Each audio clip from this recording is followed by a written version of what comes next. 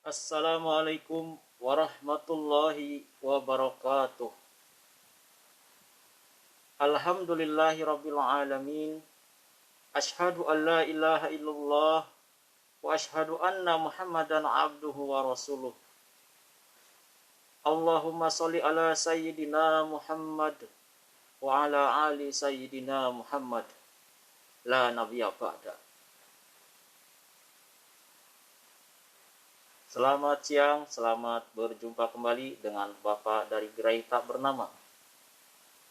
Khutbah Bapak di channel Allahul Kafi kali ini adalah untuk menjawab pertanyaan umat Kristen. Pertanyaan umat Kristen pertama adalah, kapan Nabi Isa Al-Masih diberikan kitab Injil? Dan pertanyaan yang kedua adalah, di mana kitab Injil Nabi Isa? Pertanyaan ini berdasarkan Quran surat Maryam ayat 30 yang artinya, Dia Isa berkata, sesungguhnya aku hamba Allah. Dia memberiku kitab Injil dan Dia menjadikan aku seorang nabi. Di Quran surat Maryam ayat 30, Nabi Isa berkata bahwa Nabi Isa adalah hamba Allah. Dan Allah telah memberikan kitab Injil. Dan Allah telah menjadikan Nabi Isa seorang nabi. Untuk menjawab pertanyaan umat Kristen tentang kapan Nabi Isa Al-Masih diberikan kitab Injil, ini kita ada dua jawaban. Yang pertama bahwa sesuai dengan tafsir Al-Muyassar dan tafsir Al-Jalalain, jawabannya adalah bahwa Allah telah memberikan kitab Injil dan Allah telah menjadikan Isa Al-Masih seorang nabi. Itu maksudnya adalah telah ditetapkan di Lauhul Mahfuz bahwa Isa Al-Masih akan menjadi seorang nabi dan akan diberikan kitab Injil kepadanya. Jadi yang dimaksud Allah telah memberikan kitab Injil dan Allah telah menjadikan Isa Al-Masih sebagai seorang nabi, itu telah ditetapkan di Lauhul Mahfuz. Nanti akan kita bahas tentang Lauhul Mahfuz. Dan jawaban yang kedua adalah, di mana kitab Injil Nabi Isa? Nah, ini jawaban yang kedua bisa dilihat juga di Quran surat Maryam ayat 30 itu sendiri, bahwa sesungguhnya Isa Al-Masih adalah hamba Allah dan Allah telah memberikan kitab Injil dan telah menjadikan Isa Al-Masih seorang nabi. Nah, pertanyaan umat Kristen, di mana kitab Injil Nabi Isa? Itu kitab Injil Nabi Isa salah satunya ada di Quran surat Maryam ayat 30. Yaitu ketika Allah telah memberikan kitab Injil kepada Nabi Isa dan telah mengangkat Nabi Isa menjadi seorang nabi. Quran surat Maryam ayat 30 adalah berita gembira atau berita baik atau kabar baik. Yang dimaksud dengan kabar gembira atau kabar baik adalah Injil, atau dalam Al-Quran disebut sebagai Al-Busyra. Nah, jadi pertanyaan umat Kristen, di mana kitab Injil Nabi Isa? Jawabannya adalah salah satunya ada di Quran surat Maryam ayat 30. Dan yang lain-lainnya ada banyak di Al-Quran. Jadi kitab Injil Nabi Isa yang asli itu ada di Al-Quran. Bahkan disebutkan di Quran surat Asap ayat 6, salah satu bagian dari kitab Injil Nabi Isa, yang artinya adalah Allah Subhanahu wa taala berfirman, "Dan ingatlah ketika Isa putra Maryam berkata, 'Hei Bani Israel, sesungguhnya aku adalah utusan Allah kepadamu, membenarkan kitab yang turun sebelumku, yaitu Taurat, dan memberi kabar gembira dengan datangnya seorang Rasul yang akan datang sesudahku, yang namanya Ahmad.'" Nah, ini juga termasuk ke dalam Injil Nabi Isa. Kenapa kitab Injil bisa ada di Al-Quran? Nah, ini jawabannya karena Al-Quran adalah bentuk kata benda infinitif atau masdar dari kata qara yang bermakna membaca atau bacaan, dan bermakna pula mengumpulkan. Nah, ini jika kitab Injil berada di dalam Al-Quran dan disebut sebagai Injil yang asli, ini karena Al-Quran berasal dari kata qara yang bermakna mengumpulkan. Jika Al-Quran berasal dari kata qara yang bermakna mengumpulkan, maka Al-Quran berarti sesuatu yang mengumpulkan. Karena Al-Quran itu berisi kumpulan kisah-kisah dan hukum-hukum. Dan Al-Quran juga disebut sebagai induk dari Alkitab. Atau Al-Quran disebut juga sebagai Umul Kitab. Artinya kumpulan dari kitab-kitab. Dan salah satunya adalah terdapatnya kitab Injil di dalam Al-Quran. Dan inilah yang dimaksud dengan Injil yang asli, adalah terdapat di dalam Al-Quran. Yang sudah kemarin kita jelaskan di video sebelumnya. Dan umat Kristen dalam video yang sebelumnya dengan judul adalah Nabi Daud membaca Al-Quran. Di situ umat Kristen kaget. Kok Al-Quran sudah ada di zaman Nabi Daud? Nah, ini nanti kita akan bahas bahwa Al-Quran sudah ada sebelum Nabi Daud.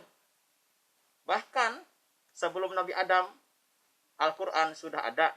Karena Al-Quran sudah tercatat atau tertulis di kitab Lauhul Mahfuz, yaitu di kitab induk yang terdapat pula Taurat dan Injil tercatat di sono.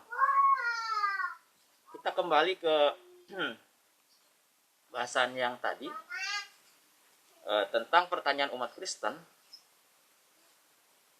bahwa kapan Nabi Isa Al-Masih diberikan kitab Injil dan di manakah kitab Injil Nabi Isa? Nah, sudah kita jawab bahwa Nabi Isa Al-Masih sudah ditetapkan di kitab di Lauhul Mahfuz bahwa Nabi Isa Al-Masih akan menerima kitab Injil dan akan menjadi seorang nabi. Nah, ketika Nabi Isa Al-Masih sewaktu di dalam buayan masih kecil, baru dilahirkan sudah bisa berkata-kata, itu adalah salah satu mukjizat Nabi Isa. Nah, jika Nabi Isa sudah diberikan mukjizat, berarti itu di situ Nabi Isa sudah sebagai seorang nabi. Dan jika umat Kristen bertanya kapan Nabi Isa Al-Masih diberikan kitab Injil, nah itu di Quran surat, salah satunya di Quran surat Maryam ayat 30, ketika Nabi Isa masih bayi dan berkata-kata, itulah salah satu bagian dari kitab Injil. Dan di mana kitab Injil Nabi Isa? Yaitu di Al-Quran. Disebutkan di Al-Quran. Dan inilah yang dimaksud dengan kitab Injil yang asli. Seorang nabi itu diberikan mukjizat. Jadi ketika Nabi Isa berkata-kata sewaktu masih kecil, itu disebut dengan mukjizat. Mukjizat seorang nabi. Artinya Nabi Isa sudah menjadi nabi. Karena sudah ditetapkan pula di Lauhul Mahfuz bahwa Nabi Isa akan menjadi seorang nabi dan Nabi Isa akan menerima kitab Injil.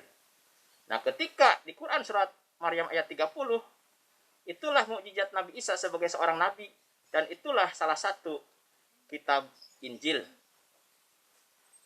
Dan di Quran surat lainnya juga ada bagian-bagian dari kitab Injil sesuai dengan arti Al-Quran.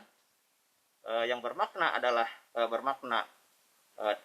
sesuai dengan arti Al-Quran yang berasal dari kata qara yang bermakna adalah mengumpulkan.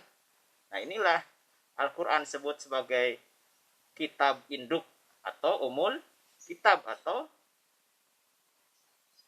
kitab ibu, karena terdapat kumpulan-kumpulan kisah-kisah yang berasal dari kitab-kitab sebelumnya. Al-Quran juga disebut sebagai Taurat dan disebut juga sebagai Injil. Sudah kita bahas di video sebelumnya. Nah, ini yang dimaksud dengan mukjizat adalah kejadian atau peristiwa ajaib yang sukar dijangkau oleh kemampuan akal manusia.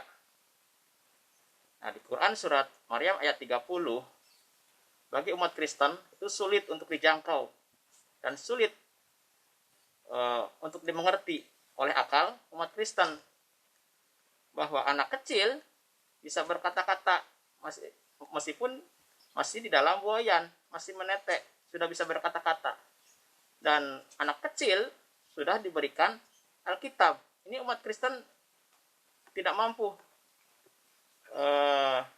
akalnya tidak bisa menjangkau peristiwa ajaib yang terjadi kepada Nabi Isa Al-Masih di Quran surat Maryam ayat 30. Tetapi bagi umat Islam itu adalah suatu mukjizat yang kejadiannya atau peristiwanya ajaib.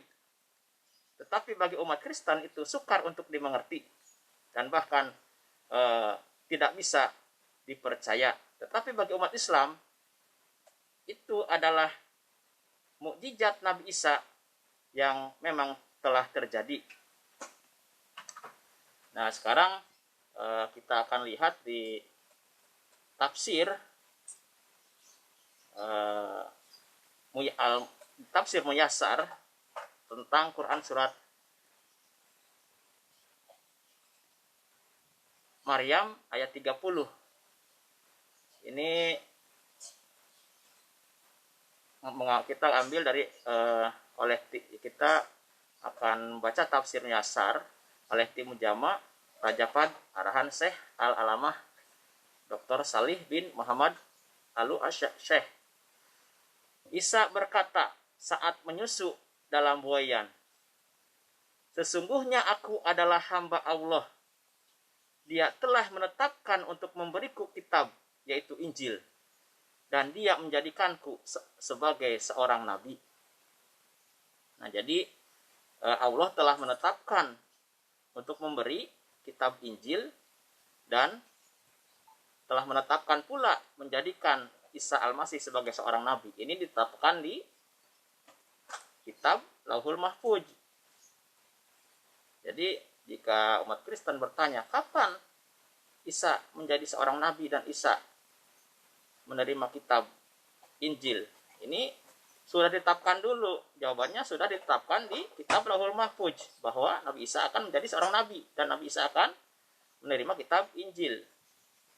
Dan ketika masih bayi, Nabi Isa sudah menjadi nabi dan sudah menerima kitab Injil, yaitu di Quran surat Maryam ayat 30. Dengan mukjizatnya, Nabi Isa ketika masih bayi bisa berbicara. Jika sudah diberikan mukjizat, berarti Nabi Isa sudah menjadi seorang nabi. Dan salah satu bagian dari kitab Injil adalah kabar baik atau kabar gembira bahwa Nabi Isa sudah diangkat menjadi nabi dan Nabi Isa sudah diberikan kitab Injil. Kita lihat di tafsir Jalalain, tafsir Ibnu Katsir, oleh Ismail bin Umar Al-Quraisy bin Katsir Al-Basir Al-Dimasi, firman Allah Subhanahu wa taala berkata Isa, sesungguhnya aku ini hamba Allah. Mula-mula kalimat yang diucapkan Isa ialah menyucikan jatuhannya dan membersihkannya dari sifat beranak. Kemudian mengukuhkan eksistensi dirinya sebagai hamba Allah. Dia memberiku Alkitab, Injil, dan dia menjadikan aku seorang nabi. Kalimat ini dimaksudkan membersihkan nama ibunya dari tuduhan berzina yang dilontarkan oleh kaumnya. Nauf al-Bakali mengatakan bahwa setelah mereka mengucapkan kata-kata tuduhan yang tidak senonoh terhadap ibunya, saat itu Isa sedang menetek pada ibunya. Maka ia melepaskan payudara ibunya dan memalingkan mukanya ke arah kiri seraya berkata, sesungguhnya aku ini hamba Allah. Dia memberiku Alkitab, Injil, dan dia menjadikan aku seorang nabi. Hamad ibnu Salamah telah meriwayatkan dari Sabit al-Bani bahwa Isa mengangkat jari telunjuknya ke atas pundaknya yang sebelah kiri seraya berkata, seperti yang ditafsir oleh firman-Nya, seperti yang disitir oleh firman-Nya. Sesungguhnya aku ini hamba Allah. Dia memberiku Alkitab, Injil, dan dia menjadikan aku seorang nabi. Ikrimah telah mengatakan sehubungan dengan firman-Nya. Dia memberiku Alkitab, Injil, artinya Allah telah memutuskan bahwa dia akan memberiku Alkitab dan dalam ketetapannya. Jadi dalam ketetapannya Allah sudah memutuskan bahwa Isa al-Masih akan menerima Alkitab. Nah, yang dimaksud dengan sudah ditetapkan di sini adalah sudah tertulis di kitab Lauhul Mahfuz. Kita akan bahas kitab Lauhul Mahfuz.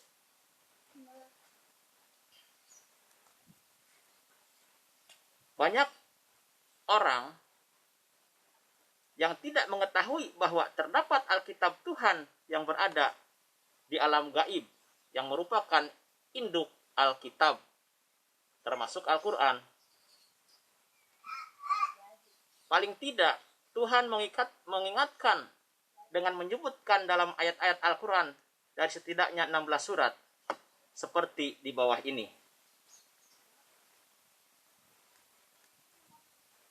Ayat Al-Quran Al-Buruj ayat 22 yang artinya, sesungguhnya orang-orang kafir selalu mendustakan, padahal Allah mengepung mereka dari belakang.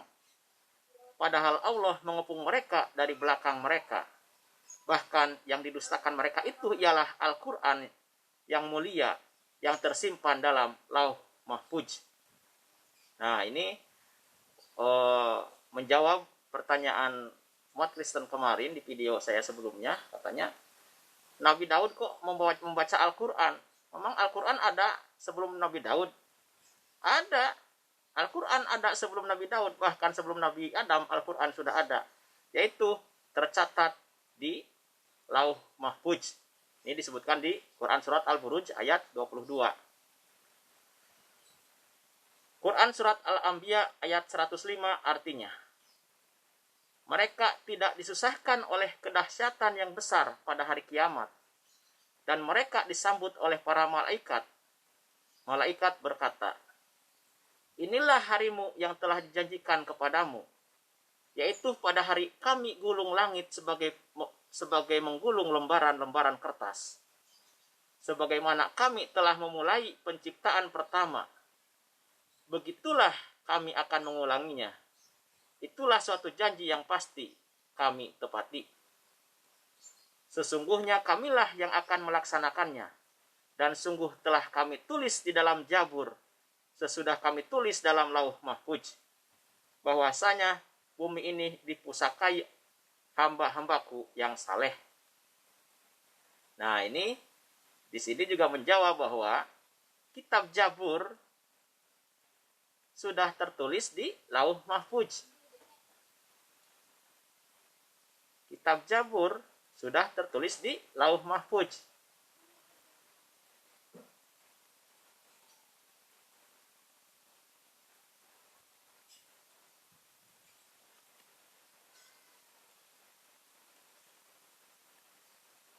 Di Quran surat Yasin ayat 12 disebutkan, sesungguhnya kami menghidupkan orang-orang mati dan kami menuliskan apa yang telah mereka kerjakan dan bekas-bekas yang mereka tinggalkan. Dan segala sesuatu kami kumpulkan dalam kitab induk yang nyata, yaitu Lauh Mahfuz. Jadi segala sesuatu sudah tertulis di kitab induk, yaitu di Lauh Mahfuz. Quran surat Al-An'am ayat 59, kitab yang nyata, disebutkan, dan pada sisi Allah lah kunci-kunci semua yang gaib. Tidak ada yang mengetahuinya kecuali Dia sendiri. Dan Dia mengetahui apa yang di daratan dan di lautan. Dan tiada sehelai daun pun yang gugur, melainkan Dia mengetahuinya pula. Dan tidak jatuh sebutir biji pun dalam kegelapan bumi. Dan tidak sesuatu yang basah atau yang kering, melainkan tertulis dalam kitab yang nyata, Lauh Mahfuz. Nah, Lauh Mahfuz ini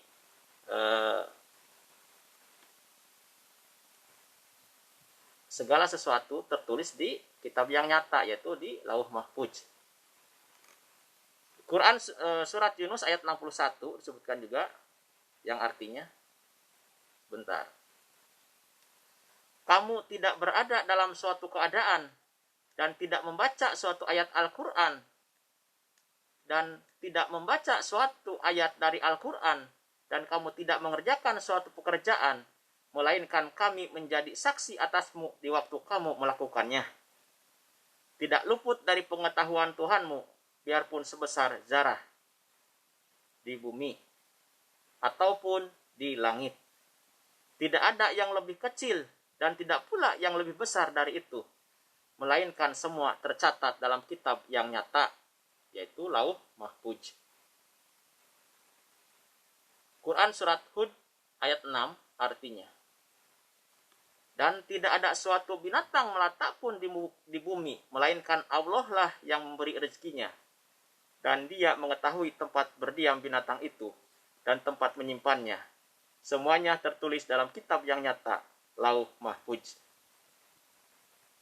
Quran surat An-Naml ayat 75 yang artinya, tiada sesuatu pun yang gaib di langit dan di bumi, melainkan terdapat dalam kitab yang nyata, Lauh Mahfuz. Quran surat Saba ayat 3 artinya, dan orang-orang yang kafir berkata, hari berbangkit itu tidak akan datang kepada kami. Katakanlah, pasti datang. Demi Tuhanku yang mengetahui yang gaib. Sesungguhnya kiamat itu pasti akan datang kepadamu. Tidak ada tersembunyi daripadanya, sebesar jarah pun, yang ada di langit dan yang ada di bumi. Dan tidak ada pula yang lebih kecil dari itu, dari yang lebih besar, melainkan tersebut dalam kitab yang nyata, Lauh Mahfuz.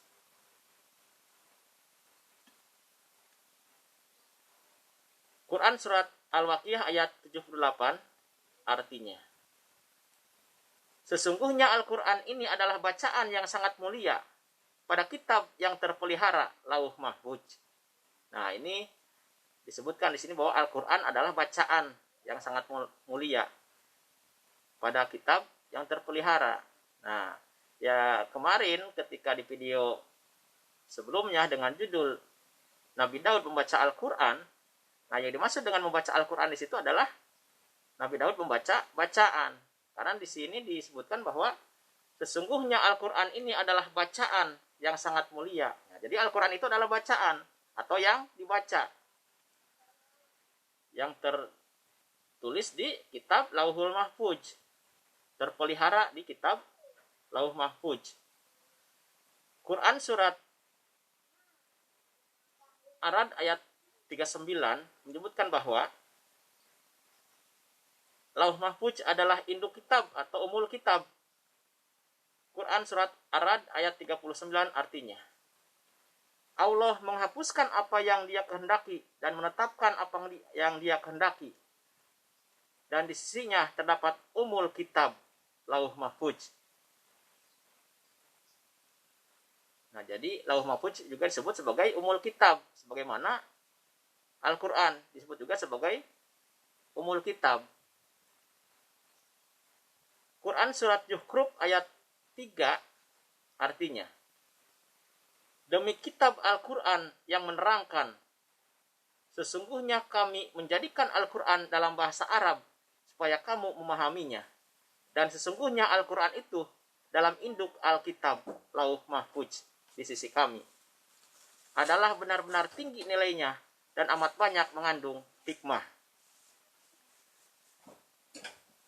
Quran surat Al-A'raf ayat 37 artinya, maka siapakah yang lebih zalim daripada orang yang membuat orang yang membuat-buat dusta terhadap Allah atau mendustakan ayat-ayatnya. Orang-orang itu akan memperoleh bahagian yang telah ditentukan untuknya dalam kitab Lauh Mahfuz. Hingga bila datang kepada mereka utusan-utusan kami, yaitu malaikat, untuk mengambil nyawanya di waktu itu, utusan kami bertanya, di mana berhala-berhala yang biasa kamu sembah selain Allah?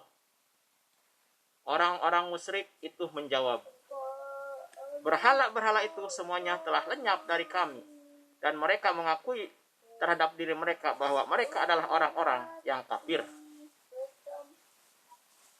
Quran surat Al-Isra ayat 58 artinya, tak ada suatu negeri pun yang durhaka penduduknya, melainkan kami membinasakannya sebelum hari kiamat, atau kami ajab penduduknya dengan ajab yang sangat keras.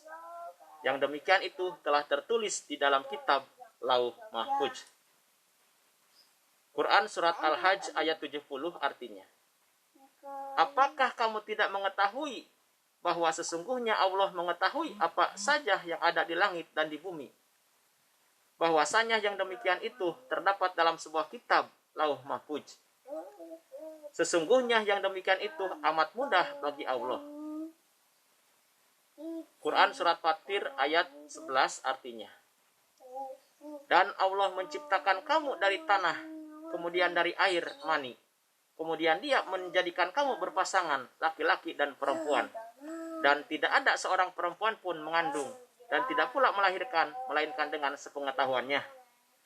Dan sekali-kali tidak dipanjangkan umur seorang yang berumur panjang, dan tidak pula dikurangi umurnya, melainkan sudah ditetapkan dalam kitab Lauh Mahfuz. Sesungguhnya yang demikian itu bagi Allah adalah mudah. Di Quran surat Al-Hadid ayat 22 artinya, tiada suatu bencana pun yang menimpa di bumi, dan tidak pula pada dirimu sendiri, melainkan telah tertulis dalam kitab Lauhul Mahfuz sebelum kami menciptakannya.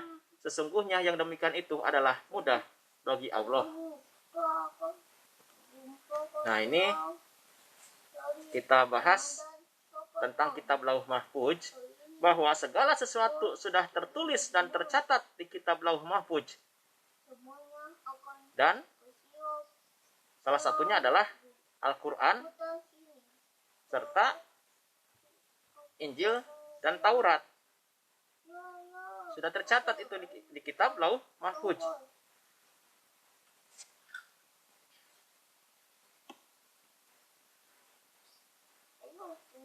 Kita akan simpulkan tentang pertanyaan umat Kristen. Kapan Nabi Isa Al-Masih diberikan kitab Injil? Di mana kitab Injil Nabi Isa? Nah, ini sesuai dengan Quran surat Maryam ayat 30. Dia Isa berkata, sesungguhnya aku hamba Allah. Dia telah memberiku kitab Injil dan Dia telah menjadikan aku seorang nabi. Jadi Nabi Isa telah ditetapkan di kitab Lauhul Mahfuz bahwa Nabi Isa akan menjadi seorang nabi dan akan menerima kitab Injil. Di Quran surat Maryam ayat 30, Nabi Isa telah menerima kitab Injil dan Nabi Isa telah menjadi seorang nabi dengan bukti Nabi Isa diberikan mukjizat bisa berbicara di masa bayi atau di masa kecil. Jadi kesimpulannya adalah Nabi Isa sudah menjadi nabi ketika masih bayi dan Nabi Isa sudah menerima kitab Injil ketika masih bayi. Karena di Quran surat Maryam ayat 30 itu adalah kabar baik atau kabar gembira bahwa Nabi Isa sudah menerima kitab Injil dan Nabi Isa sudah menjadi seorang nabi dengan bukti diberikan mukjizat. Nabi Isa bisa bercakap-cakap dalam usia yang masih bayi. Saya cukupkan sekian, mudah-mudahan ada manfaatnya. Billahi taufiq wal hidayah. Wassalamualaikum warahmatullahi wabarakatuh.